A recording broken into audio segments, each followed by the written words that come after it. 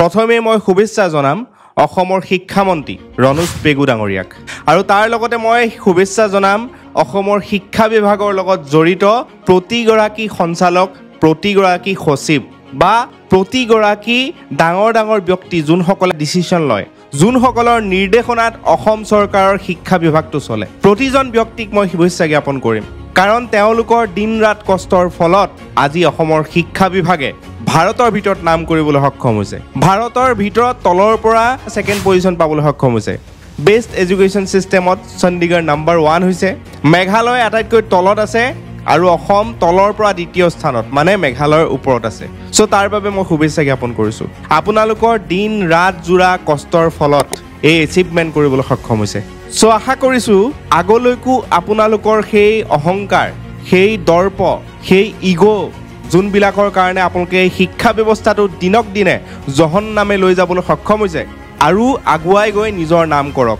এইদৰে ভাৰতৰ ভিতৰত জিলিকি থাকক আপোনালোকৰ লাজ আছে নে নাই নাজানো কিন্তু আমাৰ অলপ হলেও লাজ আছে শিক্ষা ব্যৱস্থাৰ এই অৱস্থা কৰিলে আপোনালোকে বহুতো নতুন নিয়ম আনিলে আদৰ্শ স্কুল খুলিলে আদৰ্শ কলেজ খুলিলে কিন্তু শিক্ষা ব্যৱস্থা কিয় এনেকুৱা অৱনমিত হৈছে এটেন্ডেন্সৰ ব্যৱস্থা কৰিলে শিক্ষা হেতু এপ আনিলে লাভ কি হ'ল তললেহে গল দেখোন আসলতে এই ভিডিওটো বনাওতে মোৰ লাজ লাগিছে নে দুখ লাগিছে নে খং উঠিছে মই গম পোৱা নাই কিন্তু মই পেপাৰত এটা আৰ্টিকেল পঢ়িলো তাৰ পিছত মই এই ভিডিওটো বনাম বুলি ভাবিলো আৰু বনাবৰ প্ৰয়োজন আছে নে নাই হেতু নাজানো কাৰণ এনেকুৱা ধৰণৰ ভিডিওৰ ইম্প্যাক্ট বৰ বেছি নপৰে কাৰণ 2-4 জন মানুহে এই ভিডিওটো চাব হয়তো 100 জন মানুহে চাব তাৰ পিছত ইমানতে সমাপ্ত কিন্তু তথাপিও মোৰ যোনখিনি খুব এই শিক্ষা ব্যৱস্থাটোৰ ওপৰত মই যোনখিনি দেখিছো নিজেই সিস্টেমটোত চাকি যি শিকিলো সেই কাৰণে মই ভিডিওটো বনাবলৈ মই আজি ওলাই আহিছো আপোনালোকৰ নিজৰ ইগো স্যাটিসফাই কৰিবলৈ আপোনালোকে গোটেই সমাজ ব্যৱস্থা নষ্ট কৰি দিবলৈ আপোনালোকৰ কোনো আক্ষেপ নাথাকে আপোনালোকৰ দুখ নালাগে আপোনালোকৰ লাজ নালাগে আপোনালোকৰ নিজৰ অহংকাৰ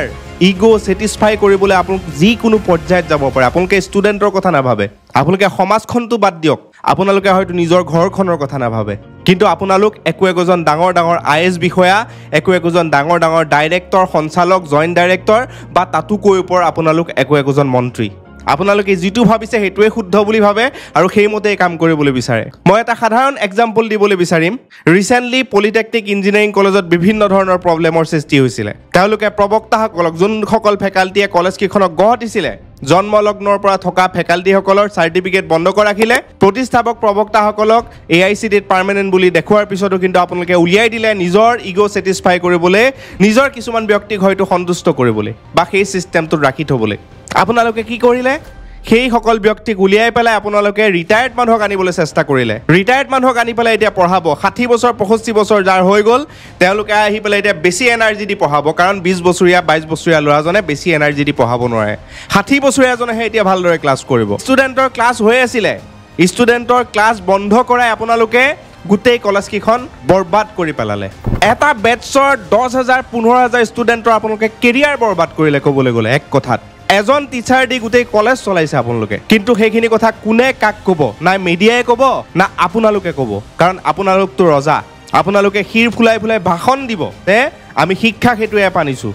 আমি অমুক কৰিছো আমি আদৰ্শ বিদ্যালয় খুলিছো কিন্তু ৰিজাল্ট কি হ'ল ৰিজাল্ট যে আপোনালোক তলৰ পৰাহে সেকেন্ড আপোনালোকৰ এতিয়া লাজ লাগিবনে নাই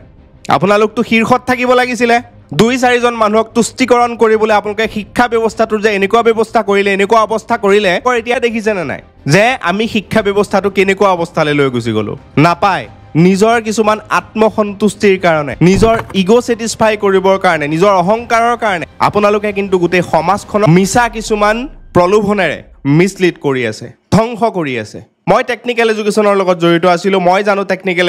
এডুকেশ্যনৰ ভিতৰ সোৱাত কি চলি আছে গোটেই অসমৰ টেকনিক্যাল এডুকেশ্যনৰ ছাত্ৰ-ছাত্ৰী খুধক আজি পলিটেকনিকৰ পৰা উলাই যোৱা ছাত্ৰ-ছাত্ৰী খুধক যে এই ৰিসেন্ট যোনটো সেমিষ্টাৰ হল কেইটা ক্লাছ হল তেওঁলোকে কি শিকিলে তেওঁলোকৰ পৰীক্ষা কোনে ললে তেওঁলোকৰ আজিৰ ডেটত বহিবিলাক কোনে চাব নাপায় মোৰ নিচিনা সাধাৰণ মানুহ এজনে আপোনালোকক ক'লে একো ক্ষতি নহয় কাৰণ গোটেই মিডিয়া আপোনালোকৰ ফৰে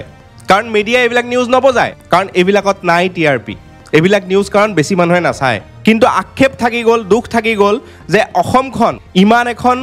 ৰিসোৰ্স থকা এখন ৰাজ্য হোৱাৰ পিছতো কিন্তু অসম আজি পিছ পৰি যাব লগা হৈছে 1947 চনৰ পৰা আজি 75 বছৰ হৈ গ'ল ডাঙৰ ভাষণ দি পেলাই ডাঙৰ সপোন দেখালে কিন্তু যোনটো সেক্টৰ আটাইতকৈ বেছি ইম্পৰ্টেন্স দিব লাগে যোনটো ছেক্টৰত আটাইতকৈ বেছি বিনিয়োগ কৰিব লাগে, যোনটো ছেক্টৰত আটাইতকৈ বেছি গুৰুত্ব দিব লাগে, সেইটো ছেক্টৰ কিন্তু আপোনালোক কেইজনমান মিলি বৰবাদ কৰি দিলে। সেইটো কিন্তু আপোনালোকৰ দুখ নাই। সেই তলত যে আপোনালোকৰ দ্বাৰা লালিত পালিত কিছুমান ব্যক্তি বহি আছে, কোনোবা প্ৰিন্সিপাল, কোনোবা ডাইৰেক্টৰ বা ডাঙৰ ডাঙৰ পজিশ্যনত বহি আছে, তেওঁলোকেতো আপোনালোকক এতিয়াও বাহবাহেই দিব, তালিয়েই মাৰিব, কাৰণ আপোনালোকতো ছেকেণ্ড হ'ল, আপোনালোকতো ছেকেণ্ড হ'বলৈ সক্ষম হ'ল। যি হ'লেওতো পজিশ্যন পালে, তলৰ পৰা ছেকেণ্ড। আমাৰ লাজ লাগে, আপোনালোকৰ লাজ লাগে নে নাই নাজানো। ত' ভিডিঅ'টো বনালোঁ, কাৰোবাৰ গাত লাগিব, কাৰোবাৰ ভাল লাগিব, কাৰোবাৰ দুখ লাগিব, সেইবিলাক লৈ ইমান মই ভবা নাই। কিন্তু মোৰ দুখ লাগিছে, মোৰ ক্ষোভ জন্মিছে যে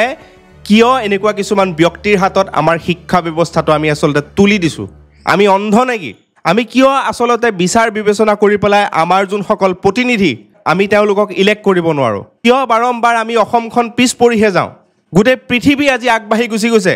পৃথিৱী আজি ৰকেট ছায়েন্সৰ কথা কয়, কিন্তু অসমে সেই কথাখিনি খালি কাগজত লিখি থয়। অসম পিছ পৰি গৈ আছে, পিছ পৰিয়ে যাব, যদিহে আমি সজাগ নহওঁ। চ' আকৌ এবাৰ মই আপোনালোকক শুভেচ্ছা জ্ঞাপন কৰিছোঁ, যোনসকলে এতিয়াও সেই ওপৰৱালা ব্যক্তিসকলক সন্তুষ্ট কৰিবলৈ হাততালি বজাওক, যাতে আপোনালোকৰ সেই হাততালিৰ শব্দ গোটেই পৃথিৱীয়ে শুনা পায়। তাৰ কাৰণে বাট চাম। ধন্যবাদ।